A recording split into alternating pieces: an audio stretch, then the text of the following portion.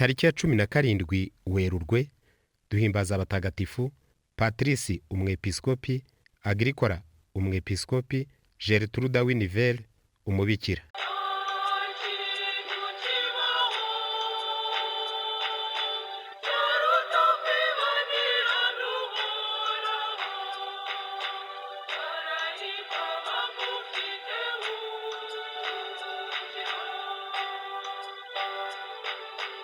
Turahimbaza mutagatifu Patrice cyangwa se Patrick umwepiskopi, intumwa n'umurinzi wa Irilande. Yavukiye muri Grande Bretagne hagati ya 363 na 390 nk'uko tubisanga mu nyandiko ziboneka mu buryo bw'ikoranabuhanga. Yabaye umwepiskopi wa mbere wa Irilande hagati ya 363 na 364 nk'uko tubisanga mu gitabo Abatagatifu mu minsi y'umwaka, Edition de l'Imprimerie de Kabwayi, icapwa rya kabiri, Nzeri 2015. Yaba yaritavye Imana ahagana mu mwaka wa 492 nk'uko tubisanga mu gitabo Imibereho y'abatagatifu, abatagatifu duhimbaza mu minsi y'umwaka, Imprimerie Etimia Butare 1992. Icyo abanditse ku mateka ya Patrice cyangwa se Patrick bose bahurizaho nuko yavutse ahagana mu mwaka wa 373, akaba yarapfuye arengeje imyaka 90. Nubwo Patrice yarizwe gikristo, akiri muto ntiyashamadutse cyane mu by'ubukristo. Ibyari byo byose Imana yo yamutoye kare, inamunyuza mu bigeragezo bitoroshye. Amaze kuba umusore, yafashwe n'abajura bateye iwabo, biba ibintu n'abantu. Abo bajura baturukaga mu gihugu cya Irilande. Abantu bashimuswe bakajya kubakoresha imirimo y'uburetwa. Patrice rero bamujyana muri Irilande. Bamuha umurimo wo kuragira ingurube, yiga cyane ururimi rwaho ararumenya. Amenya ndetse n'imigenzo myiza y'idini ryabo. Hashize imyaka 6, Patrice yaratorotse aja mu Bufaransa. Agezeyo nibwo yumvise agatima ke kamwerekeza ku by'ijuru. Akiri ingaragu yafashwe gatatu kose n'ababarubare, bamugirira nabi cyane. Rimwe aragiye amatungo y'abo babarubare, umumarayika w'Imana aramubonekera, amwereka aho acukura, ahasanga amafaranga menshi. Marayika amubwira kuyashyira abamufashe ngo bamurekure. Ayitangaho atyo ingurane ye, baramurekura, asubira mu Bufaransa. Nuko asaba kwinjira mu bamonaki ba Mutagatifu Martin. Agumayo rero, ahamara igihe kirekire yiga ibitabo bitagatifu, hanyuma ahabwa ubusaseridoti. Amaze kubuhabwa, yagiye i Roma, nuko papa amugira umwepiskopi, amwohereza kwamamaza inkuru nziza mu gihugu cya Irilande. Asubira ubwo muri Irilande, aja kwigisha ivanjiri abari baramugize umugaragu wabo. Agenda yitwaje aya magambo ya Paulo ngo, ntukareke inabi ikuganza, ahubwo uyiganjishe neza. Ibaruwa Paulo mutagatifu yandikiye Abanyaroma, umutwe wa 12 umurongo wa 21. Azenguruka rero icyo gihugu cyose, yigisha ivanjiri, anabatiza abantu batabarika, ndetse na bamwe mu bategetsi bayoboka inyigisho za Kiliziya, n'ibigo by'abihaye Imana biriyongera cyane. Amaze kugeza hagati uwo murimo utoroshye, yatoye abepiskopi bo kumufasha.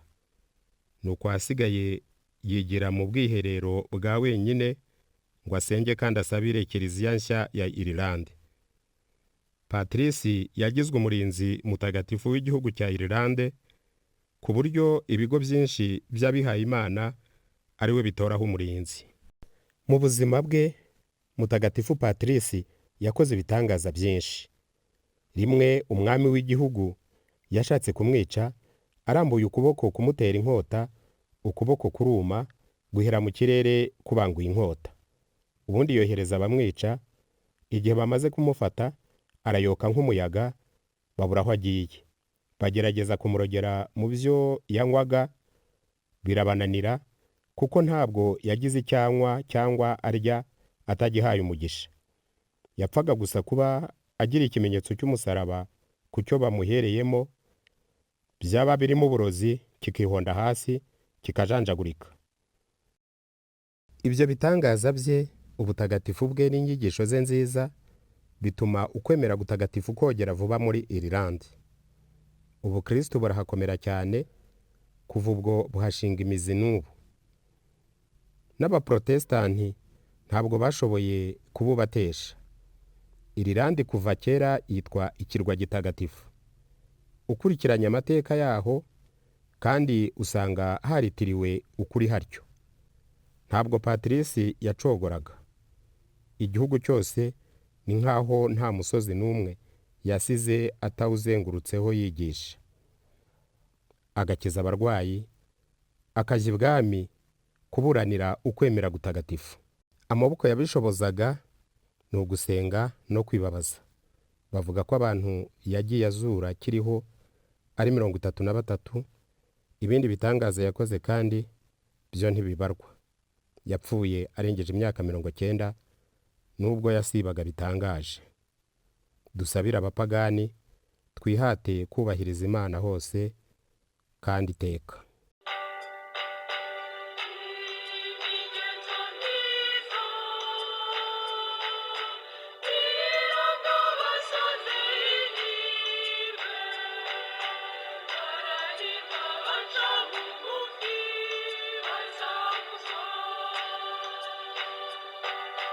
Turahimbaza mutagatifu Gertruda Winivere wabayeho ahagana mu mwaka wa 626 kugeza mu wa 659.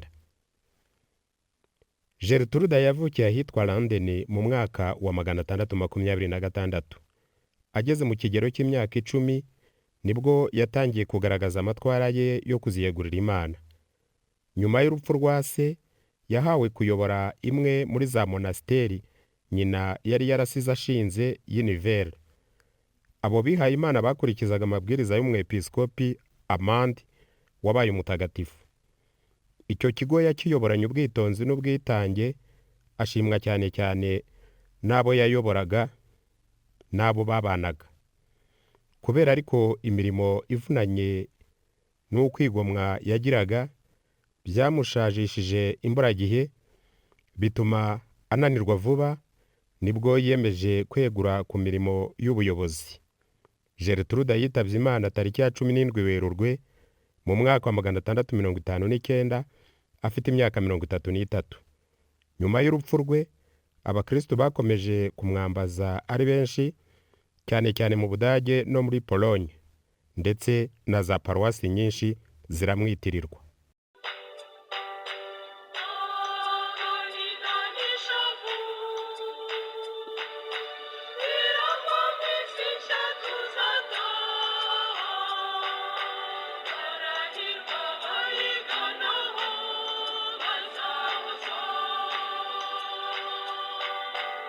Abandi batagatifu bizihizwa uyu munsi. Mu Bufaransa turahimbaza mutagatifu Agricora, umwepiskopi wa Charo kuri Soni. Inivere muri Braba turahimbaza mutagatifu Gertruda umubikira. Mwabiteguriwe kandi mubigezwaho na André Holyland TV Rwanda. Mugira amahoro.